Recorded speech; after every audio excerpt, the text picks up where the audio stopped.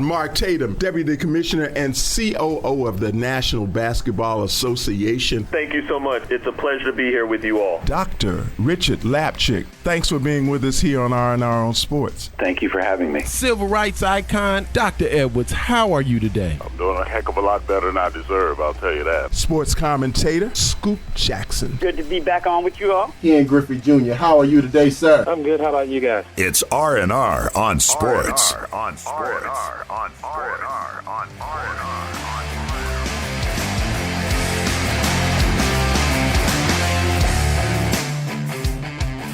Hello and welcome to R&R on Sports. I'm Howard Robertson. And I am the most amazing brother that's ever sat next to this dude. I am the great Larry Robinson. America, what's up, baby boy? What's up? The most amazing and the most and I'm all of that Hey, in a bro, bag of listen. damn chips. What's all that, man? Hey, Why man, you I hating was like just that? doing my Is that Larry something? Is that imitation. something? Is I that was just something? doing my that- Larry Did imitation, you like that's drink all. a whole glass of Haterade before you got on the I've never had mic? any in my life. Well, you should, Actually. because you've obviously done something that's got you hating on a brother.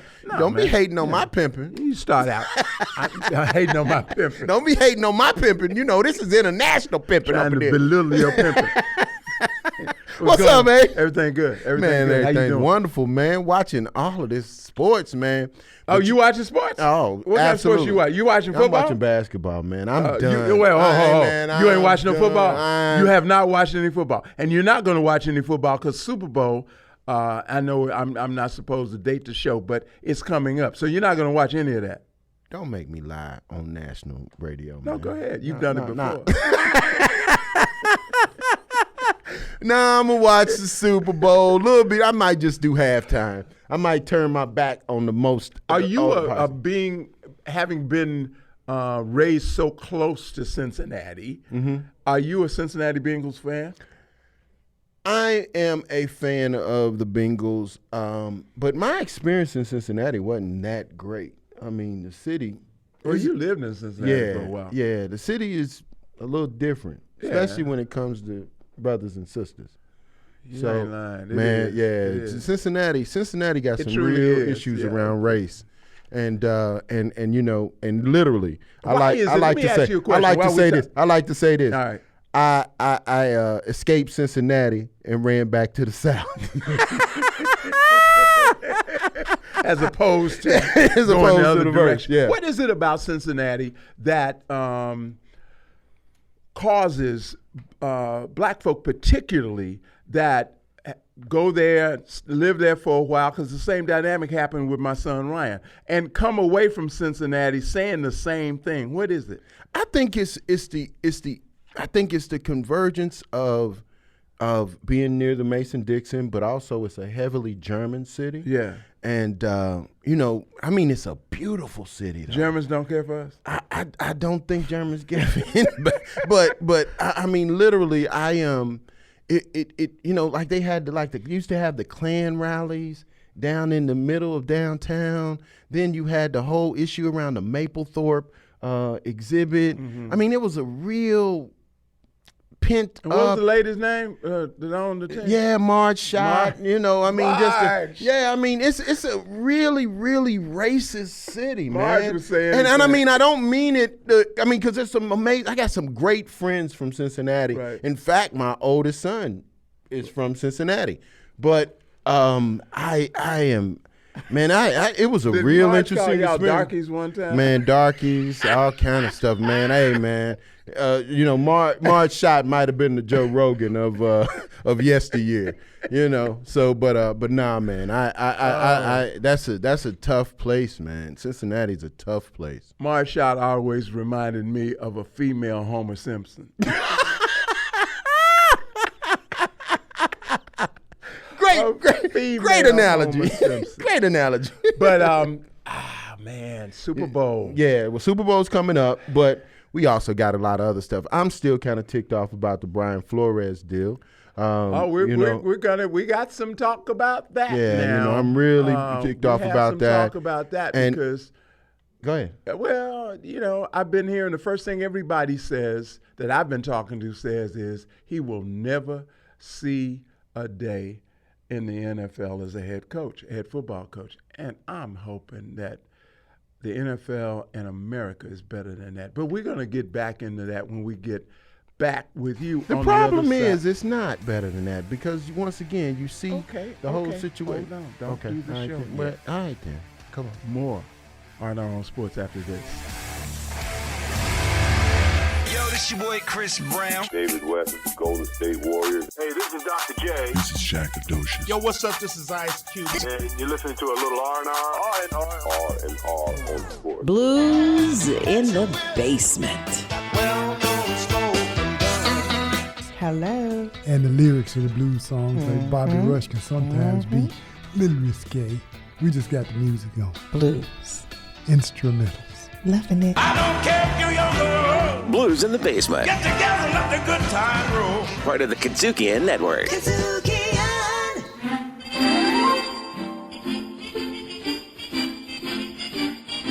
A little R&R on Sports presents another edition of Fly on the Wall. This week, listen in as Curtis Jackson III, a.k.a. 50 Cent, is summoned by his grandfather to explain his performance in throwing out the worst first pitch of all time at the Mets game. And now, you become a fly on the wall. Come on in here, Curtis. My name's Fitty. Fitty, I keep telling you that. Your name is Curtis Jackson III. But from the way you threw that ball, everybody's calling you pitch like a Fitty a baller. But he don't care about no baseball. Acting, rapping, business. Fitty got mad skill. Now, I can't go to the barber shop or to the tavern or to have a beer without somebody laughing and asking, Curtis, how come you didn't play catch with that boy when he was little? Why can't he throw a ball no better than that? It's embarrassing, Curtis. It's just damn embarrassing. Embarrassing? Embarrassing? Oh man, Fitty really didn't mean to embarrass you.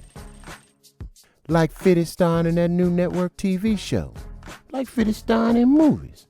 Like Fitty being a force in the music industry. Like the little money Fitty made from the vitamin water deal. Fitty sure didn't mean to embarrass his granddaddy because he threw the damn baseball crooked. So I tell you what, take off this suit you got on. Give me them gators you kicking. What? Go home, move your stuff out of that big old embarrassing house I bought you. Huh? Grandma can stay though. And oh yeah, give me the keys to that whip, G. You mean my new Mercedes-Benz convertible? Man, I ain't stutter. You damn Skippy. That's embarrassing too, right? Well, hold on now, Fitty. Let's not lose our head. Cause I tell you what, Fitty, I don't even like baseball that much. Riffin' on jazz. So all the artists today must be ladies. Must be. Oh, my favorite. You got a problem? No, that's my favorite. See, I knew. Riffin' on jazz on the Kazukian Network. Back for more R&R on Sports. So let's talk about this. A lot of people might not know, but there is an event, an annual event in Memphis, Tennessee, that is, I believe, in my estimation, the epitome of HBCU college football at its best, at its very, very best. Classic game called the Southern Heritage Classic, and it is traditionally, it was traditionally between Jackson State University and also the Tigers of Jackson State University and the Tigers of Tennessee State University. Yep. Suddenly, out of deep left field and nowhere, Jackson State pulls out of this game. And okay, so how many years? 27? Something like that. It's been like 27 Over years 25. now. Now listen to this, America. This game has been happening between Jackson State and Tennessee State for 27 years. And it's played in Memphis, Tennessee. And for those of you, update you on a little Southern geography, Memphis, Tennessee is almost exactly halfway between Jackson, Mississippi, where Jackson State is, and Nashville, Tennessee, where Tennessee State is. Yeah, so I mean, everybody comes down. And but yeah, man, it's a big party. It's such an event. The football game is a small part of it, but it's a real festival. If you know CIAA, if you know Bayou Classic Weekend, if you know all of these things are happening within the HBCU realm. Mm-hmm. What gets me about this whole situation is two things. Number one, how easy would it have been for the Jackson State's president to pick up a phone and call Tennessee State? I would say very dadgum easy. Okay. How easy is it that athletic director to athletic director could make a call? Mm-hmm. Mm-hmm. In addition to that, how easy is it for Deion Sanders to come out and say, you know, we were having negotiations, we were having challenges, and due to us being in the SWAC, we changed. We must make a change. Did he say that? He said that after the fact, but he ended up saying, you know, we doing business now. No, you was doing business before. For those 27, 28 years when Jackson State didn't have the high profile. This was their biggest payday. Yeah, you know, this was their biggest payday. And actually, they've made over almost $7 million over those years when nobody was paying Jackson State to do anything. Mm-hmm. And so the problem I have is that you came in, and I love the fact that Deion, I watch all the videos and everything, but there's a heritage here. There's more to it than just we doing business. These families, families get together.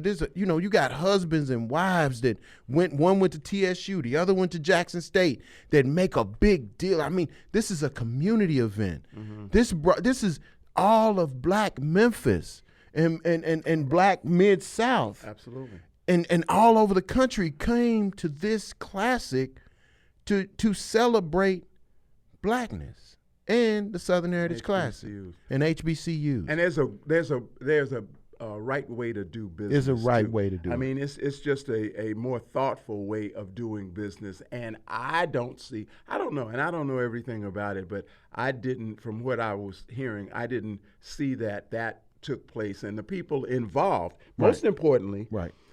It doesn't matter what you. I always tell my kids in this life, it doesn't matter what you meant to do or didn't mean to do. Mm-hmm. What matters is how it was received. Right. And if you said something to somebody and they took offense to it, right, or you hurt them in some way, shape, or form, it doesn't matter that you weren't trying to do it. Apologize. Right. Absolutely, because that wasn't your intent. And so in this particular case, I'm not saying he should have apologized, but I think it could have and should have been handled better. Well, I also look at all the videos, YouTube, what he's teaching these young men. Absolutely. And character. You're teaching them character and wanting to, you talk a lot about God and how God has impacted your life. And I'm speaking directly to Deion. All I would say is, brother, walk it like you talk it. Mm-hmm. And respect for each other, especially being men, people of African descent. I think we have to learn how to deal with one another in a respectful and loving way. Now, there's no issue with Jackson State leaving the game. That's not the issue. It's how you do it. And it was said to be due to SWAC commitments. Right. You know what my hope is? My hope is that somebody in the SWAC, let's say somebody like Southern University, in the SWAC, that's got a tremendous team, that's got a dynamic band, yes, sir, will take up the gauntlet and decide to play in the Southern Heritage Classic, and come on up in here. And we're going to party and celebrate you. We're going to celebrate you. Absolutely. All right, moving right on. You want to touch back on this, Brian Flores, in the NFL? I am simply saying when first we spoke about this last week, there were 4 or 5 jobs yet open in terms of head coaches. Now there are none. There's none. And it makes the prediction, the prophecy that I've been hearing from so many people about the fact that he will never see a day as a head coach in the NFL ring all the more true. Well, How do you feel about that? Well, see, to me, he is the coaching version of Colin Kaepernick. In that, Colin, once again, you killed his career because he stood up. And that's typical slave mentality, slave master mentality. I'm going to cut you off if you stand up. And so Brian Flores stood up, and they decided to chop his neck. And here's where we are. And even though he's a great coach, got many, many players speaking on his behalf, it's going to be a challenge for him. He was to cut get down back. because he stood up. He was cut down because he stood up. And so with Brian Flores, Lovie Smith, the gentleman down at Miami, the Miami Dolphins now who took Brian Flores' place, I just tell you, be careful. Be careful. Just be careful and know that you got to win. Are you watching any of the Winter Olympics? Absolutely not. Absolutely not. I have no desire. You do know that there are black folk involved, right? Oh, absolutely. Absolutely, I mean, You got the Jamaican bobsledders. bobsled. Yeah, you got Jamaican bobsled team. There are other. Wait a minute, but you said that as if I got a problem watching Caucasians or some others. And that's not the situation so at problem? all. I didn't. What? No, you said you know there's black people on there. So what kind of shit is that? I mean, for real.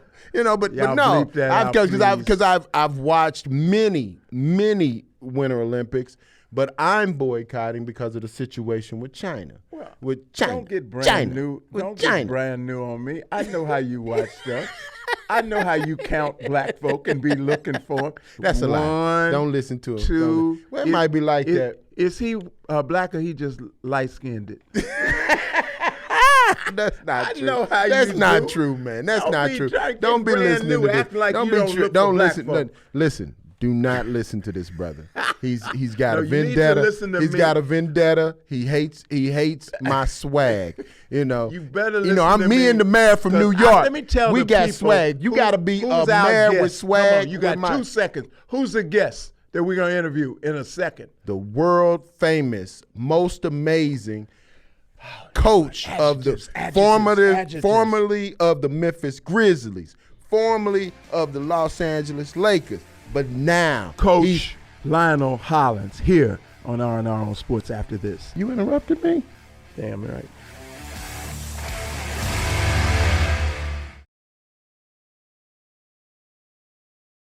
Humans Being with Kirk Whalum. Avery Sunshine, I am just overjoyed to spend some time with you. Listen, what you know about pot liquor? You from Memphis, so you know. My favorite part of all of that, I'm like, don't throw that away. Humans Being with Kirk Whalum.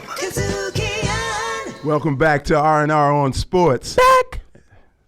See, every week. Hey, man, Why don't you sound vary? effects. Why don't you give us some variation? Back. Back. He wants to be Smokey Robinson. But only the best here on R&R on Sports, and today is no different. We are proud and pleased to have with us an NBA coach supreme. Player. So his brother won an NBA championship. You better put some respect on his name. Okay. Go ahead. Coach Lionel Hollins, welcome to R&R on Sports. Glad to have you. Well, I'm glad to be here. Thank you for having me. All right, absolutely. This first time, right? No, second time. Second time. Back early. Right early. Right early in R&R on Sports history. Okay. He was here. Cool. Glad to have you back then. Well, thank you. All kind of stuff. But let's start out for those who have been under a rock or something for the past however many years. Talk a little bit about give us the Cliff Notes version of your career. Well, obviously, I was a basketball player. Everybody don't know that. See? Everybody don't know that. I graduated from Arizona State University. All right. I was drafted by the Portland Trail Blazers, first round, 6th player taken. I wish I was a sixth player taken now. But give them a year so they have some perspective. 1975. All right. I don't envy anybody the money they make now. I'm just making a joke. I'd like to have been there. But I played for the Trailblazers. We won an NBA championship. In my second year, we were the youngest team in the NBA to win a championship. Mm-hmm. And the next year, we had a great team. And in 3 years, the team was dissolved of its players, traded around the league. Right. And I played in Philadelphia, played in 3 NBA finals. I've coached in 4 NBA finals. Mm-hmm. I think there's 4. And I played in an All-Star game and coached in 3 other All-Star games. So I've had a nice career both playing and coaching. Mm-hmm. I started my coaching at Arizona State as a volunteer assistant, and then I coached for the Phoenix Suns and Milwaukee Bucks, Vancouver, British Columbia, the Grizzlies' original home. Right. And then I was with the Grizzlies for almost 14 years at different periods, 5 years in Vancouver and then another 9 years here. Wow. And I was the head coach for 4.5 years. So right. I'm laughing. You came from Vancouver to Mayberry, huh? When I first came here to Memphis, it felt home. It felt like home. It was comfortable. And I actually moved my family here, sold our house in Arizona. Wow. Moved here and bought a house, and we've been here ever since. Ever since. Memphis does that to people. Really? It really does. I mean, people that are from here and go other places and come back, as well as people who come here to visit and end up staying. Zebo and everybody, they still here. Yeah, all the Tony Allen, all of them folks stayed around, and that says a lot about the community. I got a new hashtag. What's that? I love my city. Oh. Hashtag I love my city. Does that mean Louisville? No. My city. I grew up in Memphis. How about hashtag down to earth? Down This is a very down to earth. That's what it is. That is. You can be comfortable. It is. You can go in any environment and fit in and get along. And he might just bump into the mayor at the local corner bar. You know, it's that kind of city. I'm going to tell you something that you don't know that I attribute to you. I attribute the attitude and the persona of of the Grizzlies to you. Well, I would say this here. I was a part of the success that made the Memphis Grizzlies our Memphis Grizzlies. Right, right. Yeah, Before absolutely. that, even when Hubie was here and we won 50 games, the team wasn't embraced by the city the same way. Right. Where you can go, there's Grizzlies T-shirts, jerseys everywhere, hats. Before there was nothing. And when the opposing team came, their fans were here. Right. And then when there was no team fans here, and then there was nobody in the arena. Right. And I remember telling our team that you got to create the excitement. Absolutely. And you have to make the fans come by your performances and your effort and how you do it. And we eventually did that and had a lot of success, and it was a lot of fun. And the culture of the team ties so perfectly into the personality of the city. Yeah. Nothing's easy for us. The grit. The Nothing grind. is easy for Memphis. Right. I mean, and the whole grit and grind persona and that perfectly it in an economy of words. Yeah. Nothing more specifically and perfectly describes Memphis. Well, you know, it's interesting. Grit and grind wasn't about our style. It was about putting in a day's work. There you go. And getting better. Okay. Right. And then Tony. It's like work ethic. Right, it's work ethic, and Right. you got to grind it. I mean, we just talked about it. It's not easy. Success doesn't come by a straight line. You got to go through barriers, over hills, and in the valleys, and what have you, to have success. And I was just trying to teach them how to be successful. Whether we won or not was a different story. But by doing it this way, we were going to give ourselves a chance to compete. Right. And fortunately, we had enough talent to go ahead and win well as compete. Phenomenal. What's it like going back to your days in the Portland Trailblazers, at the Portland Trailblazers, playing with Maurice and playing with Bill Walton and those guys? What was it like winning a championship? What are the feelings that a person experiences? I know you're going to feel elation and all those, but what is it like? Well, you know, I get asked a question about that all the time. When we came together, and people don't know, we had Moses Malone on our team during training camp. So Oh, Moses wow. and Bill were going at it, and we had Maurice Lucas. Yeah. And we had just a very formidable group, but nobody knew about us because we were so young. Right. And you know how most of the media is who done it, he's going to do it again, versus we don't know, let's predict who's going to come on the scene. Well, we go through that season, we make some upsets, we get to the finals, and we upset the Giant, the Sixers with Julius Erving and those guys. And I remember when we got to Philly, we were so excited to be there, and we were so wanting to win. And Maurice Lucas and I went to dinner, and he says, yo, bro, he said, we got to get it done. He said, we may not get another chance to be here. Right. And I agree. And we go out the first 2 games, and we lose, and we play terrible. And then Jack Ramsey told us to stay in our lane and do what we do, and we'll be fine. And then when we won, I remember a reporter came in the locker room, and he put the mic in my mouth, and he says, what do you feel? I said, relief. I said, I'm exhausted, and I'm relieved that it's over.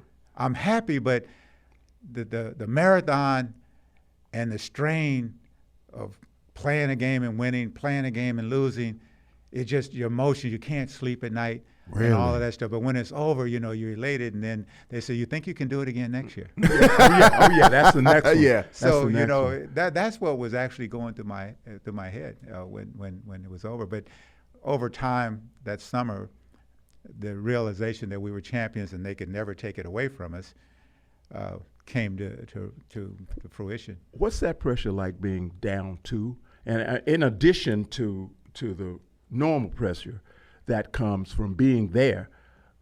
What kind of pressure is it like, being down 2 and having to come back? There's pressure because you know if you lose another one, you're down 3-0. Yeah. Right. If they beat us at home, we got to go back to Philly and play again. Right. Unfortunately, the 2 losses were in Philly, so we came home, and we got the first one. It was a dogfight. We eventually blew it away.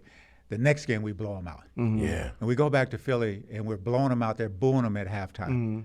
They come back and make a game at the end, but we win. Then the last game in Portland was the best game of the series. Tit for tat, tit for tat. Julius Erving put on a show. George McGinnis puts on a show. You know, Walden has put on a show.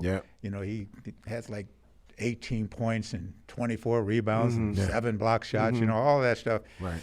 And then we come to the end. We're up like 8-9 points. We're supposed to win the game going away.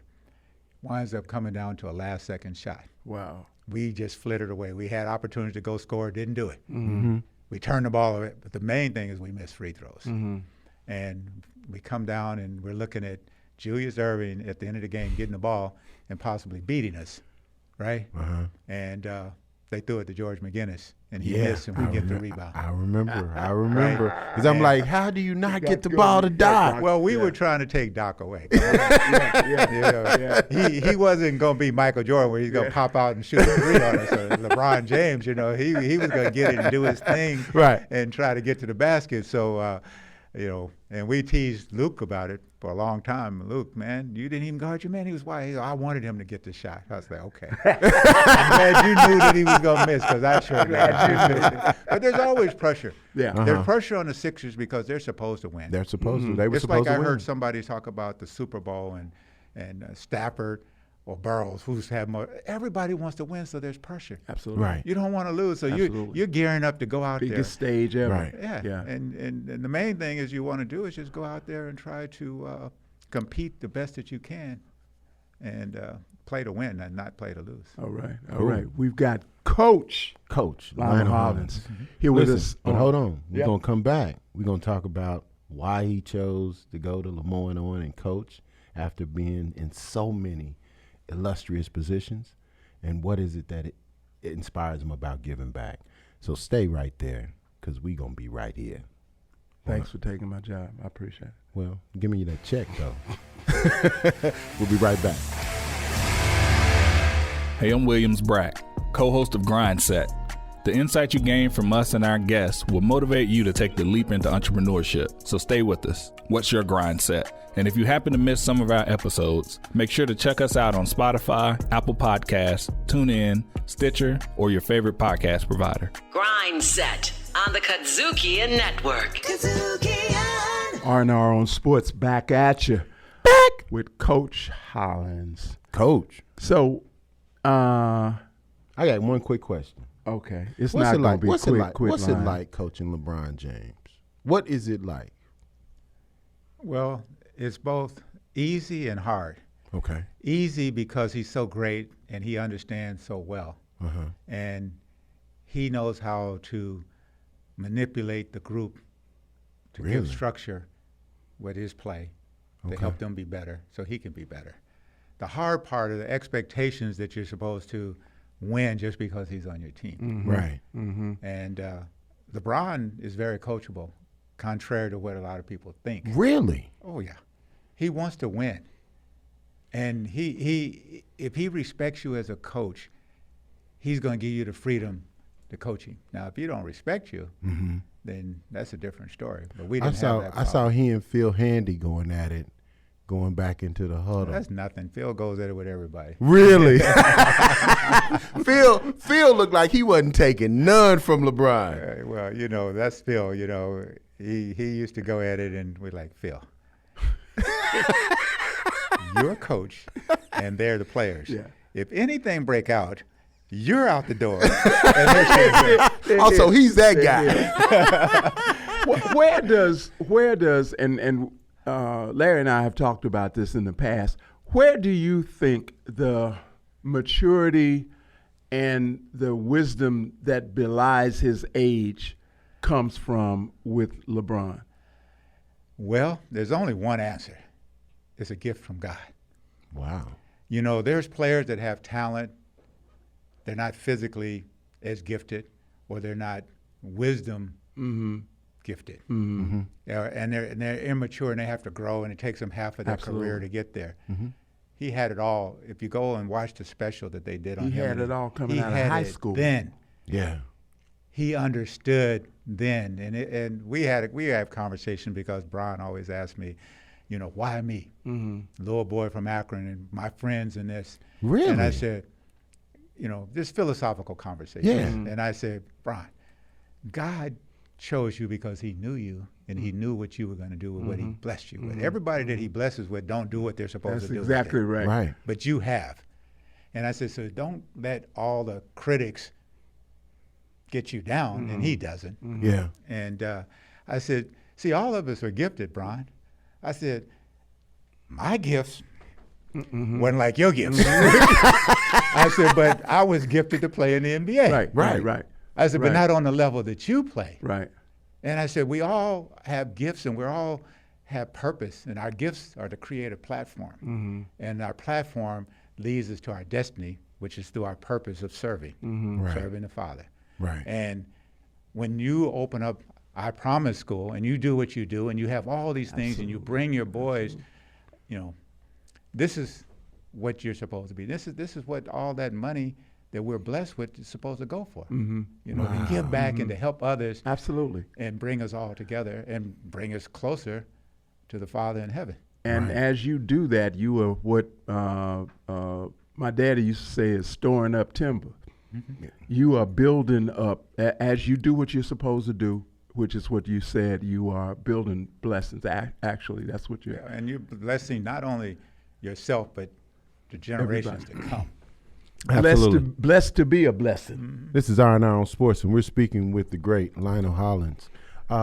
Lionel, looking at another player that's great, amazing, Hall of Famer, first ballot Hall of Famer, but he's struggling.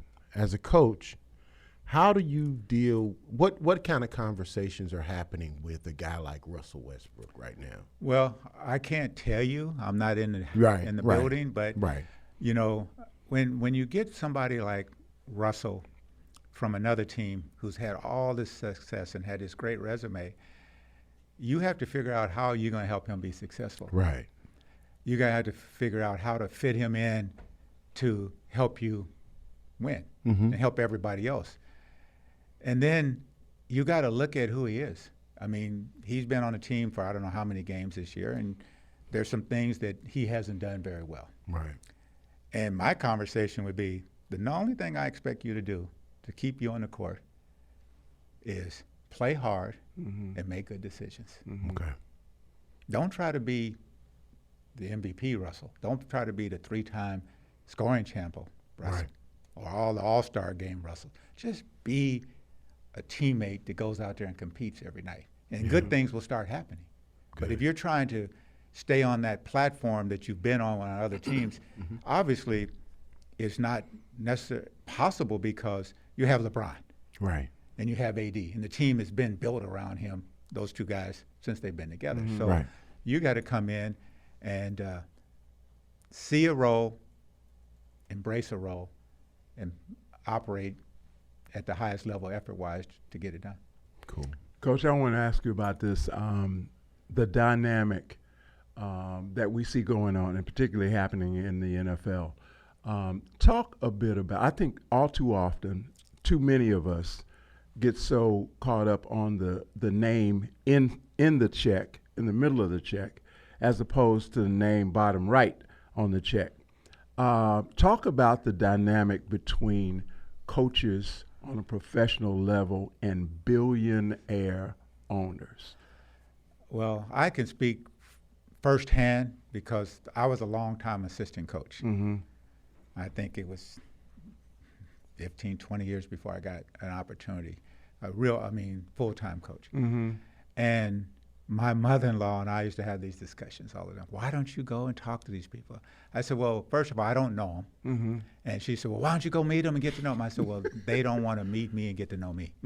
I said, I can walk up to an owner or even a general manager and say, hey, man, how you doing? I'm Lionel Hollins. Hey, how you doing? How's the family doing? How's it?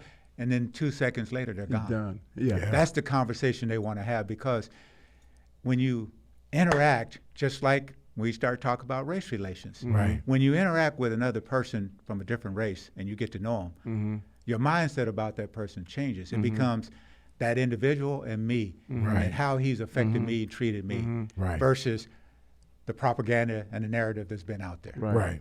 And so in sports, these guys are way up there. Their lifestyle is so different. Absolutely. Maybe even now, we talked about having Oprah's money versus Bill Gates' money.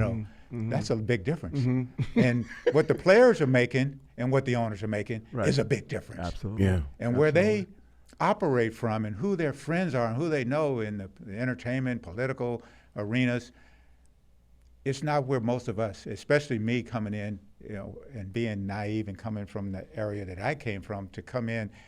But I learned from my previous experiences to be able to talk to anybody, and learning that no matter how much money they have, they're not better than me. They can affect my life as far as a particular job, but they can't affect me. And I told Mike Heisley that one time when we were talking. I said, Mike, you got a lot of money, but that don't make you better than me. And he accepted that. Did he? Okay. No, I mean, we had a good I was going to ask how you received that. And one of the reasons that I actually became the Grizzlies coach eventually is because I had gotten to know Mike when he first took over the team in Vancouver. And we had conversations over the years.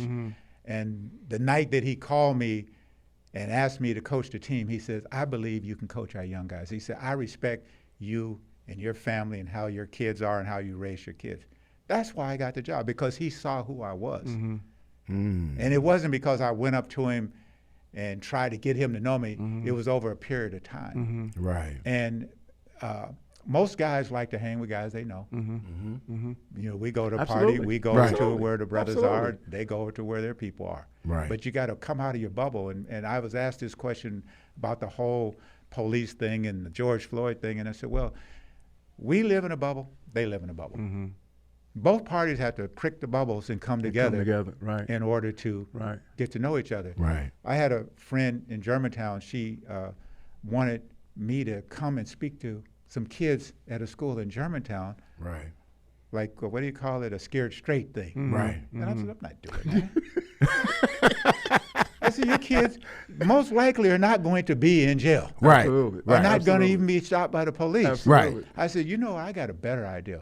And we had the chief of police for Germantown and some other mothers. And I said, what we should do is we should go over to Kroc Center and bring all the Germantown white kids and have a get-together and let them be together for all day long. Oh, and then man. another week, bring all the kids from the Kroc Center out to Germantown. And I said, everybody will find out the black kids can be smart. Right. The white kids can have issues, even though they got money, even though they got all kinds of material things. Right.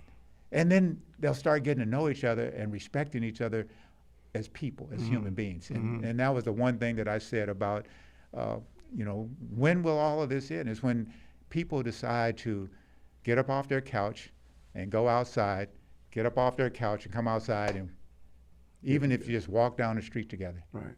I mean, I've been in doctors' offices and had people talk to me. Right. That in the beginning they weren't talking to me. You just say something funny or say something that relaxes them because they're sitting there like, I've heard about him. Right. If I say something, right. And the whole thing is not to have a confrontation. Right. Right. That's the narrative. Is, hey, if you see one walking down the street, just look straight ahead. Don't look him in the eye. Or give that smile. Always I don't even know what I call a smile, but you're walking down the street and somebody looks right at you. They're not trying to talk to you. I try to make people talk to me. Well, Coach, real quickly, why HBCU? What at this stage of your career? What made it attractive? Well, Bonzi Wells. Okay. I coached Bonzi when he was here with Hubie Brown, and we've stayed in touch and we play golf together. And he's good friends with Damon Stoudemire, who's one of my dear friends. And we were in Vegas last summer for retired players convention, and we actually played golf together. Okay. And he told me, he said, I think I have a chance at getting the Lemoyne On job. I said, that's great, Bonzi. That'd be a good job for you. Right. Just start out. And so I said, if you need any help, give me a call. And so in passing, so he calls me, and so we set up a meeting in Midtown, and I bring a whole bunch of notes and drills and practice plans and plays and all kind of stuff. And I sit down and I started talking to him and his assistant. We were there for like 4 hours. And then he said, Coach, what do you think about coming out? He said, I says, I've never taught before, and you know all this. Why don't you come out and help?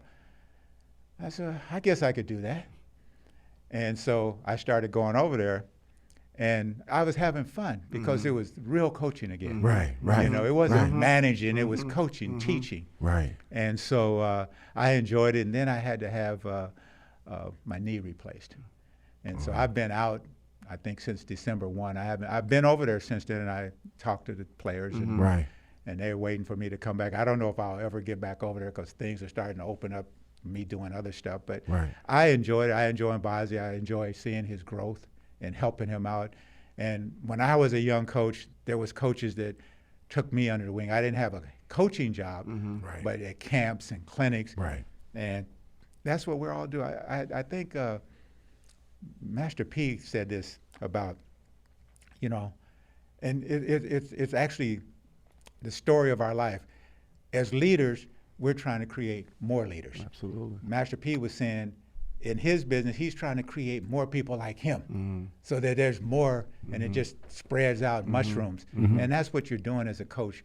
You teach, you mentor, and you watch somebody else bloom. Right. You can't take my position. I don't have a position to be taken. Right. You know what I'm saying? Right. And I've had my time, and even when I was younger, God's gonna gift me whatever I'm gonna be gifted with. You can't have my gift. Right. My position. What's for me is for me. Exactly. And so it's been fun watching him grow. He can be funny at times, but he's coming and he's done a good job. That's beautiful. That's beautiful. And it's beautiful to hear you say that because too few of us share and nurture and pour into the next generation. So thank you for that. That's beautiful. What's up? We got to get out of here. I mean, you know what it is. Yeah, man. Yeah. We appreciate you being with us here on R&R on Sports, Coach. and ask that you remember us. And so when the phone rings and this kid over here is on the other end. We're going to get Joy to call you back. Yeah, get Joy to call you back. Yeah, for sure. It's been my pleasure, man. I appreciate you asking me to come on and talk, and we could do this for 3 or 4 hours. Absolutely. We could. Absolutely. And we might try in the future. R&R on Sports on the Kazukian Network, back after this. Blues in the Basement. And you know something else too, as we talk about Tied these in, things, baby, tied in. this music is the foundation of every music that everybody hears now. It's Blues in the Basement, y'all. I don't care if you're young or old. Blues in the Basement. Get together, let the good time roll. Part of the Kazukian Network. Back for more R&R. Before we head to the door, so we automatically say goodbye in our own inimitable ways. Right. And Arrivederci. You go first. Arrivederci. No, Auf not that Wiedersehen. way. No, Shout out. Who you going? Oh, you know what? I am so impressed with one athlete who gets some attention, but it's always in a comedic sense. But people really don't realize what he's doing behind the scenes, and that's Shaquille O'Neal. Rich. Shaquille is doing some amazing things. I mean, the partnership he did with Papa John's, even though I won't never support Papa John's because I'm from Louisville and I realize just how racist a guy was. I won't do it, but beyond that, what he's done with Papa John's, what he's done in other areas of the insurance, General, and how he's able to put his Ernie Johnson and Kenny Smith on. The stuff that he's doing with the restaurants and the 24-hour fitnesses and all that stuff. I mean, he has quietly amassed a tremendous conglomerate. And I just wanted to say, man, kudos to Shaq. Keep it up, Shaq. Keep it up. Because he's empowering a lot of people. Absolutely. I want to send my shout outs and highest regards and respect to Coach Bonzi Wells and assistant coach Lionel Hollins of Lemoyne-Owen College, HBCU. I appreciate them bringing their talents and their skills to this small black college in Memphis, Tennessee, where my grandmother and my grandfather met, where my mother and my father met, and bringing those back to Memphis and and also which produced the greatest, one of the greatest, most winningest coaches on any level of college basketball in Coach Jerry Johnson. All right. So thank y'all. Listen, appreciate it. Thank y'all. If you missed anything, if you just want to check what out should other they shows, do, Larry? They should go to the App Store, download the app, the Kazukian app, or you can go to Google Play, download the Kazukian app. You can go to Spotify, Stitcher, wherever you listen to podcasts and streaming audio. Check us out there. And I believe you'll be pleased with many, many years of great Game over. We got to go. All right, man. Back next week. More R&R. Y'all take care of yourselves. Take care of each other. Say goodbye. Peace. I said goodbye, man. Goodbye. Damn. Goodbye, man. You've been listening to a little R&R on sports, written and produced by Howard Robertson, Larry Robinson, recorded and mixed in Memphis, Tennessee.